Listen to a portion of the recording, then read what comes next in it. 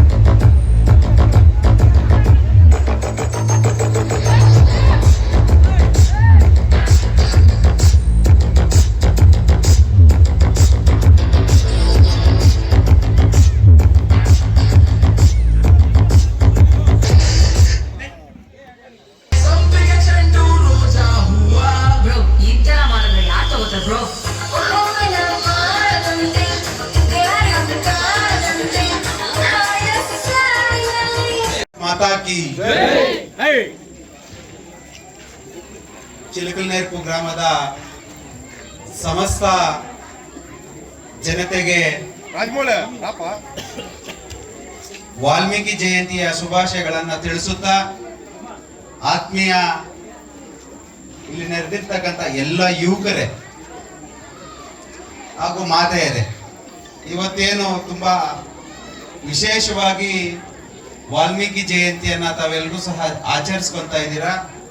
ಇದು ಕೇವಲ ವಾಲ್ಮೀಕಿ ಅಂತ ಹೇಳಿದ ತಕ್ಷಣ ಬರೀ ನಾಯಕ ಸಮಾಜಕ್ಕೆ ಸೇರಿರ್ತಕ್ಕಂಥ ಒಬ್ಬ ವ್ಯಕ್ತಿ ಅಲ್ಲ, ಇಡೀ ವಿಶ್ವಕ್ಕೆ ಮಹಾಕಾವ್ಯನ್ನ ಕೊಟ್ಟಿರ್ತಕ್ಕಂಥ ವಾಲ್ಮೀಕಿ ಮಹಾರಾಜರನ್ನ ಜಯಂತಿಯನ್ನ ನಾವೇನು ಇವತ್ತು ಆಚರಣೆ ಮಾಡ್ಕೊಂತ ಇದ್ದೀವಿ. ಬರುವಂತ ದಿನಮಾನಗಳಲ್ಲಿ ಎಲ್ಲರ ಮನೆಯಲ್ಲೂ ಸಹ ವಾಲ್ಮೀಕಿ ಜಯಂತಿಯನ್ನ ಆಚರಣೆ ಮಾಡ್ಕೊಳ್ಳುವಂಥದ್ದಾಗಬೇಕು. ಆ ನಿಟ್ಟಿನಲ್ಲಿ ಇಲ್ಲಿ ಇರ್ತಕ್ಕಂಥ ಎಲ್ಲ ಯುವಕರು, ನಾವಿವತ್ತು ಇಲ್ಲಿ ಸುಮಾರು ಜನ ಯುವಕರು ಸೇರಿದ್ದೀವಿ. ನಮ್ಮ ಮೇಲೆ ತುಂಬಾ ಜವಾಬ್ದಾರಿ ಇರ್ತದೆ. ನಮ್ಮ ಜೊತೆಗೆ ಇತರೆ ಹಿಂದುಳಿದಂತ, ನಮಗಿಂತ ಇನ್ನ ಬೇರೆ ಬೇರೆ ರೀತಿಯಲ್ಲಿ ಹಿಂದುಳಿದಂತ ಸಮಾಜಗಳನ್ನ ಒಟ್ಟಿಗೆ ತಗೊಂಡು ಅವರನ್ನ ಒಟ್ಟಾರೆಯಾಗಿ ತಗೊಂಡು ನಾಯಕತ್ವವನ್ನು ವಹಿಸಿಕೊಂಡಾಗ ಆವಾಗ ನೀವು ನಿಜವಾದಂತ ನಾಯಕರು ಅನ್ನುವಂಥದ್ದು ಆಗ್ಬಿಡ್ತದೆ. ಹಾಗಾಗಿ ಇವತ್ತೇನು ನಾವು ಇದ್ದೀವಿ, ಕಳೆದ 40 ವರ್ಷಗಳಿಂದ ನಾವು 3% ಮೀಸಲಾತಿಯಲ್ಲಿ ಇದ್ವಿ. ಆದ್ರೆ 1 ವರ್ಷದ ಹಿಂದಗಡೆ ನಮಗೆ ಇದ್ದಂತ 3% ಮೀಸಲಾತಿ 7% ಆಯಿತು. ಆದ್ರೆ ಇವತ್ತು ದುರಾದೃಷ್ಟ ನಾವೆಲ್ಲರೂ ಸಹ ಮಾಧ್ಯಮದಲ್ಲಿ ಮತ್ತೆ ಬೇರೆ ಬೇರೆ ವಿಚಾರದಲ್ಲಿ ನೋಡ್ತಾ ಇದ್ದೀವಿ. ಯಾಕೆ ಅಂತ ಹೇಳಿದ್ರೆ 100ಕ್ಕೆ 3% ನಮ್ಗೆ ಯಾವತ್ತು ಮೀಸಲಾತಿ ಬರ್ತಾ ಇದೆ. ಅದರಲ್ಲಿ ನಮ್ಮವರು 3 ಜನ ಆಯ್ಕೆ ಆಗ್ತಾ ಇದ್ರು. ಆದ್ರೆ ಇವತ್ತು 7% ಮೀಸಲಾತಿ ನಮ್ಗೆ ಯಾವಾಗ ಘೋಷಣೆ ಆಯ್ತು, ನಮಗಿಂತ ಮುಂದುವರೆದಂತ ಸಮಾಜಗಳು, ನಮಗಿಂತ ಬಲಿಷ್ಠವಾದಂತ ಸಮಾಜಗಳು ಇವತ್ತು 7% ಮೀಸಲಾತಿಗೆ ಮತ್ತೆ ಬರ್ತಾ ಇದ್ದಾರೆ. ಆದ್ರೆ ಆ ಸಮಾಜಗಳು ನಮ್ಮ ಜೊತೆಗೆ ಬಂದ್ರೆ ನಾವು ಅವ್ರ ಜೊತೆಯಲ್ಲಿ ಕಾಂಪಿಟೇಷನ್ ಮಾಡಕ್ ಆಗ್ತದ, ನಮ್ಮವ್ರು ವಿದ್ಯಾಭ್ಯಾಸ ಮಾಡಕ್ ಆಗ್ತದ, ನಮ್ಮವರು ರಾಜಕೀಯವಾಗಿ ಅವ್ರ ಹತ್ರ ನಾವು ಎದುರಿಸ್ಲಿಕ್ಕೆ ಆಗ್ತದ ಅನ್ನುವಂಥದ್ದು ಯೋಚನೆ ಮಾಡ್ಬೇಕಾದ್ರೆ ಮುಂದಿನ ದಿನಮಾನಗಳಲ್ಲಿ ಏನು ಪರಮ ಪೂಜ್ಯ ಸ್ವಾಮೀಜಿಗಳು ಏನು ನಮ್ಗೆ ಆದೇಶ ಕೊಡ್ತಾರೆ, ಆ ಆದೇಶದ ಪರವಾಗಿ ನಾವೆಲ್ಲರೂ ಸಹ ಹೋರಾಟ ಮಾಡಬೇಕಾಗ್ತದೆ. ಅದಕ್ಕೆ ಹೋರಾಟ ಮಾಡಬೇಕಾದ್ರೆ ಬರೀ ಎಸ್ಟಿಗೆ ಸೇರಿರ್ತಕ್ಕಂಥ 51 ಜಾತಿ ಸೇರಿದ್ರೆ ಆಗಲ್ಲ. ಇವತ್ತು ಏನು 7% ನಮ್ಗೆ ಮೀಸಲಾತಿ ಬಂದಿದ್ರೆ ಅದ್ರ ಜೊತೆಯಲ್ಲಿ SC-ಗಳಿಗೆ 15% ಮೀಸಲಾತಿ ಇತ್ತು, ಇವತ್ತು 17% ಆಗಿದೆ. ಹಾಗಾಗಿ ಇವರು ಒಟ್ಟಾರೆಯಾಗಿ ಬೇರೆ ಬೇರೆ ಸಮಾಜಗಳನ್ನ ನಮ್ಮ ಜೊತೆಗೆ ಸೇರಿಸುವಂತದಾದ್ರೆ ನಮ್ಮ ಬಡ ವಿದ್ಯಾರ್ಥಿಗಳಿಗೆ ಮತ್ತೆ ವಿದ್ಯಾವಂತರಾಗಿರ್ತಕ್ಕಂಥವ್ರಿಗೆ ಉದ್ಯೋಗ ಸಿಗ್ಲಿಕ್ಕಾಗಲ್ಲ. ಹಾಗಾಗಿ ಇದನ್ನ ನಾವು ಒಟ್ಟಾರೆಯಾಗಿ ಹೋರಾಟ ಮಾಡಬೇಕು.